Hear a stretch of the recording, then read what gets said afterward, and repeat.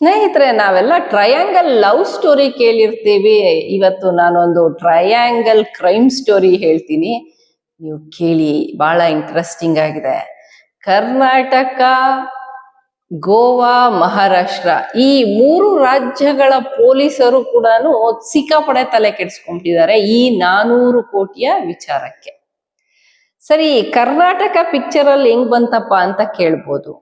ಅಲ್ಲಿ ಮಹಾರಾಷ್ಟ್ರದ ಒಬ್ಬ ರಿಯಲ್ ಎಸ್ಟೇಟ್ ಉದ್ಯಮಿಯ 400 ಕೋಟಿಯನ್ನ ಗೋವಾದಿಂದ ಮಹಾರಾಷ್ಟ್ರಕ್ಕೆ ಒಂದು ರಸ್ತೆ ಮುಖಾಂತರ ಸಾಗಿಸುವಾಗ 2 ಟ್ರಕ್ಗಳ ಫುಲ್ಲು ಹಣ, ಜಸ್ಟ್ ಇಮ್ಯಾಜಿನ್, ಫುಲ್ಲು ಹಣ, ಅದು 400 ಕೋಟಿ ಇತ್ತಂತೆ.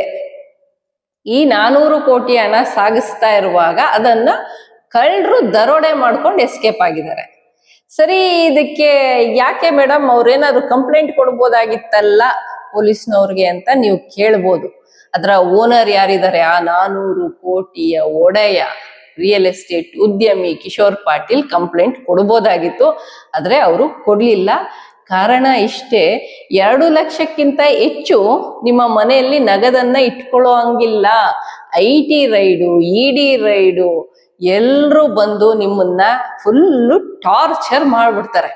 ಆದ್ರೆ ಅದಕ್ಕೇನಾದ್ರೂ ಹೆದರಿದ್ರ, ಇದು ಒಂದು ಅಕ್ರಮ ಹಣನ ಅನ್ನುವಂತ ವಿಚಾರದ ಬಗ್ಗೆ ಕೂಡ ತನಿಖೆ ಆಗ್ಬೇಕಾಗಿದೆ.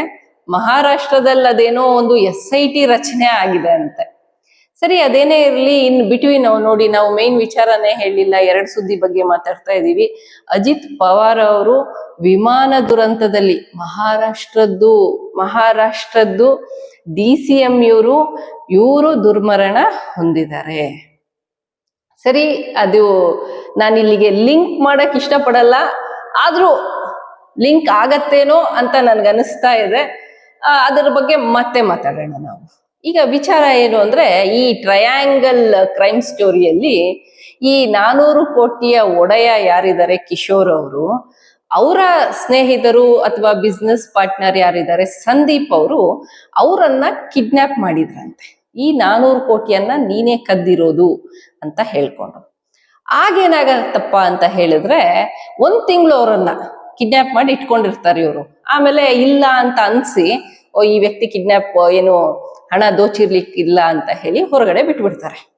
ಈ ಸಂದೀಪ್ ಹೊರಗಡೆ ಬಂದವರು ಹೋಗಿ ಒಂದು ಪೊಲೀಸ್ ಕಂಪ್ಲೇಂಟ್ ಕೊಡ್ತಾರೆ. ನೋಡಿ, ನನ್ನನ್ನು ಈ ರೀತಿಯಾಗಿ ಕಿಡ್ನಾಪ್ ಮಾಡಿದ್ರು, 400 ಕೋಟಿ ಕಳೆದೋಗ್ಬಿಟ್ಟಿದೆ, ಗೋವಾದಿಂದ ಬರುವಾಗ ಬೆಳಗಾವಿಯಲ್ಲಿ ಕಳೆದೋಗ್ಬಿಟ್ಟಿದೆ, ಮಹಾರಾಷ್ಟ್ರಕ್ಕೆ ಬಂದು ಸೇರ್ಬೇಕಾಗಿತ್ತು, ನನ್ನ ಅಂದಾಜಿಗೆ ಅದು 1,000 ಕೋಟಿ ಇರ್ಬೋದು ಅಂತ ಹೇಳಿ ಇನ್ನೊಂದು 600 ಕೋಟಿ ಎಕ್ಸ್ಟ್ರಾ ಹೇಳ್ಬಿಟ್ಟಿದ್ದಾರೆ.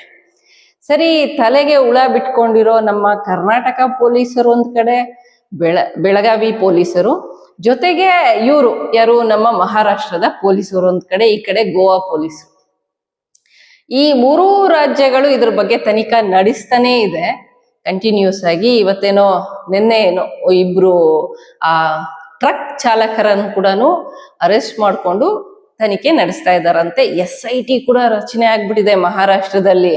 ಇನ್ನು ಬಿಟ್ವೀನು ನಮ್ಮ ಕರ್ನಾಟಕ ಏನು ಪೊಲೀಸ್ನವರು ಕೂಡ ಇದ್ರ ಬಗ್ಗೆ ತನಿಖೆ ಮಾಡ್ತಾ ಇದ್ದಾರೆ. ಸರಿ, ಅದ್ ಏನೇ ಇರ್ಲಿ, ಈ ಮಧ್ಯದಲ್ಲಿ ನಮ್ಮ ಅಜಿತ್ ಪವಾರ್ ಅವರು ದುರ್ಮರಣ ಹೊಂದಿರೋದ್ರ ಹಿಂದೆ ಈ ಒಂದು ಕ್ರೈಮ್ ಮಾಡ್ತಾ ಇರುವವರ ಕೈವಾಡ ಏನಾದ್ರೂ ಇರ್ಬೋದಾ, ಅಥವಾ ಇನ್ನೇನಾದ್ರೂ ದೊಡ್ಡ ದೊಡ್ಡ ವಿಚಾರಗಳು ಹೊರಗೆ ಬರ್ತಾ ಇತ್ತಾ? ಇದು ಈ ದುರ್ಮರಣ ನಡೀದೇ ಹೋಗಿದ್ರೆ ಇದು ಆಕ್ಸಿಡೆಂಟೇ ಇರ್ಬೋದು, ನ್ಯಾಚುರಲ್ ಡೆತ್ ಕೂಡ ಇರ್ಬೋದು. ನ್ಯಾಚುರಲ್ ಆಗಿ ಒಂದು ಆಕ್ಸಿಡೆಂಟ್ ಆಗಿ ಅದು ಡೆತ್ ಆಗಿರ್ಬೋದು.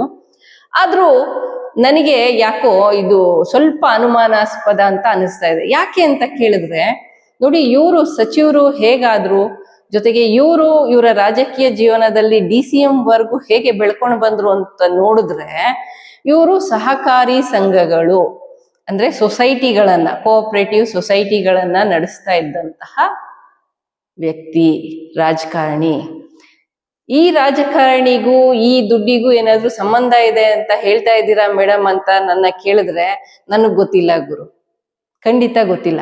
ಆದ್ರೆ ಯಾಕೆ ಮಹಾರಾಷ್ಟ್ರದ DCM ವಿಮಾನ ಬಿದ್ದೋಗಿ ಈ ರೀತಿಯಾಗಿ ಆಗ್ಬೇಕಾಗಿತ್ತು ಅನ್ನುವಂಥ ಪ್ರಶ್ನೆ ಅಂತೂ ನನಗೆ ಇನ್ಸಿಡೆಂಟ್ ನೋಡಿದ ತಕ್ಷಣನೇ ಕಾಡ್ತಾ ಇದೆ. ಏನೇ ಇರಲಿ ಅವರ ಆತ್ಮಕ್ಕೆ ಶಾಂತಿ ಸಿಗ್ಲಿ. ಇದೇನಾದ್ರೂ ಒಂದು ವೇಳೆ ವೈಲ್ಡೆಸ್ಟ್ ಒಂದು ಥಾಟ್ ಅಲ್ಲಿ ಹೇಳ್ತಾ ಇದ್ದೀನಿ, ಒಂದು ಅನುಮಾನ, ಇದ್ರಿಂದಾನೇ ಆಗಿದೆ ಅಂತಂದ್ರೆ ಕಠಿಣವಾದ ಶಿಕ್ಷೆ ಅಂತೂ ಆಗ್ಲೇಬೇಕು ಅವ್ರಿಗೆ. ಇದ್ರಿಂದ ಯಾರಿದ್ದಾರೆ ಅನ್ನುವಂತಹ ತನಿಖೆ ಕೂಡ ಆಗ್ಬೇಕಾಗತ್ತೆ.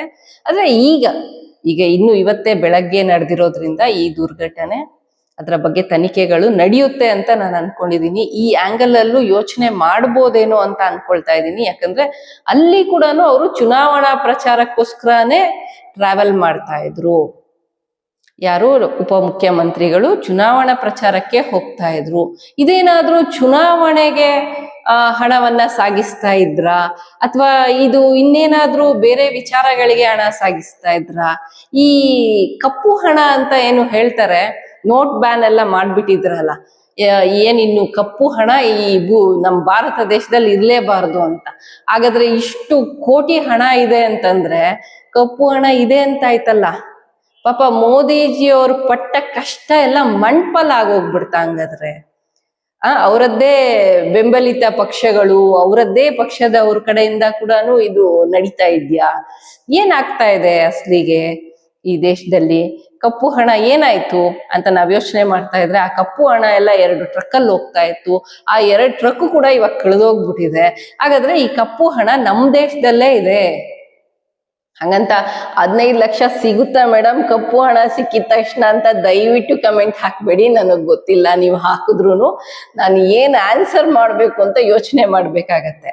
ಕಪ್ಪು ಹಣ ಬರುತ್ತೋ ಬಿಡುತ್ತೋ ಗೊತ್ತಿಲ್ಲ. ಒಟ್ನಲ್ಲಿ ಕಪ್ಪು ಹಣ ದೇಶದಲ್ಲಿ ಇವ್ರು ಏನೇ ನೋಟ್ ಬ್ಯಾನ್ ಮಾಡಿ ಬಡವರು ಬಗ್ರನ್ನ ಬಿಸಿಲಲ್ಲಿ ನಿಲ್ಸಿ 100 ರೂಪಾಯಿ 500 ರೂಪಾಯಿ ಚೇಂಜ್ ಮಾಡ್ಕೊಳ್ಳೋದಕ್ಕೆ ಹೋಗಿ ಪಾಪ ಎಷ್ಟೋ ಜನ ಪ್ರಾಣ ಕಳ್ಕೊಂಡಿದ್ದಾರೆ, ಎಷ್ಟೋ ಜನ ಆರೋಗ್ಯ ಹಾಳು ಮಾಡ್ಕೊಂಡಿದ್ದಾರೆ. ಆ ಟೈಮಲ್ಲಿ ಎಷ್ಟೋ ಜನ ಬಿಸ್ನೆಸ್ಗಳನ್ನ ನಷ್ಟ ಮಾಡ್ಕೊಂಡಿದ್ದಾರೆ.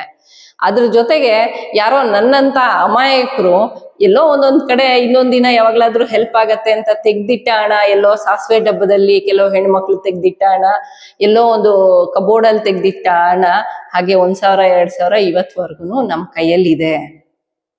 ಅದಷ್ಟೇ ವೇಸ್ಟ್ ಆಗೋಯ್ತು. ಆದ್ರೆ ಕೋಟ್ಯಾಂತರ ರೂಪಾಯಿ ಕಪ್ಪು ಹಣ ಮಾತ್ರ ದೇಶದಲ್ಲಿ ಓಡಾಡ್ತಾ ಇದೆ ಅನ್ನೋದು ಕೇಳಿದ್ರೆ ಇದೆಂತ ದುಸ್ಥಿತಿ ನಮ್ಮ ಭಾರತ ದೇಶದಲ್ಲಿ ಅಂತ ಹೇಳಿ ನನ್ಗನ್ಸತ್ತೆ. ಪ್ರಧಾನಿಯಾಗಿ ಬಂದವರು ಈ ದೇಶದ ಜನರ ಸುರಕ್ಷತೆಯನ್ನ ನೋಡ್ಬೇಕಾಗಿತ್ತು, ಆಲೋಚನೆ ಮಾಡ್ಬೇಕಿತ್ತು. ನೋಟ್ ಬ್ಯಾನ್ ಮಾಡಿಯೂ 2,000 ನೋಟು ಬಂತು, ಅದೆಲ್ಲೋಯ್ತು ಅಂತಾನೂ ಗೊತ್ತಿಲ್ಲ. ಈಗ ಕಂಟೈನರ್ ಅಲ್ಲಿ ಇದ್ದ ಹಣ ಕೆಲವರು ಹೇಳ್ತಾರೆ ಅದು ಬರೀ 2,000 ನೋಟ್ಗಳು ಅಂತ. ಹಾಗಾದ್ರೆ ಅದು ಕಪ್ಪು ಹಣವ, ಬಿಳಿ ಹಣವ, ಪಿಂಕ್ ಹಣವ, ಒಂದು ಗೊತ್ತಾಗ್ತಾ ಇಲ್ಲ. ಇದ್ರ ಬಗ್ಗೆ ಆದಷ್ಟು ಬೇಗ ತನಿಖೆ ನಡೀಲಿ. ಜೊತೆಗೆ ಏನೋ ಒಂದು ಲೈಟ್ ಆಗಿ ಒಂದೇನು ನನಗೆ ಅನುಮಾನ ಬಂದಿದೆ, ಆ ರೀತಿಯಾಗಿ ಡಿಪಾರ್ಟ್ಮೆಂಟ್ಗೂ ಅನುಮಾನ ಬಂತು ಅಂತ ಆದ್ರೆ ಇದು accident or what? Ajit Pawar ಅವರ ಈ ಅಂತ್ಯಕ್ಕೆ ಕಾರಣ ಯಾರು? ದುರ್ವಿಧಿಯೇ ಅಥವಾ ಮನುಷ್ಯ ವಿಧಿಯೇ? ಯಾರಾದ್ರೂ ಮನುಷ್ಯರು ಮಾಡಿದಂತಹ ಒಂದು ಪ್ಲಾನ್ ಅನ್ನೋದನ್ನ ಕಂಡುಹಿಡೀಲಿ ನಮ್ಮ ಡಿಪಾರ್ಟ್ಮೆಂಟ್ ಅವರು ಅಂತ ಹೇಳ್ತಾ, ಈ ವಿಡಿಯೋ ಇಷ್ಟ ಆಗಿದ್ರೆ ಲೈಕ್ ಮಾಡಿ, ಶೇರ್ ಮಾಡಿ, ಅನಿಸಿಕೆಗಳನ್ನ ಕಮೆಂಟ್ ಮಾಡಿ, ಮತ್ತಷ್ಟು ಪ್ರೋತ್ಸಾಹಿಸಿ. ಈ ರೀತಿಯಾದ ವಿಶ್ಲೇಷಣೆಗಳನ್ನ ನಾವು ಮಾಡ್ತಾ ಇರ್ತೀವಿ, ನೀವು ಕೇಳ್ತಾ ಇರಿ ಅಂತ ಹೇಳ್ತಾ, thank you for watching this video. Thank you friends.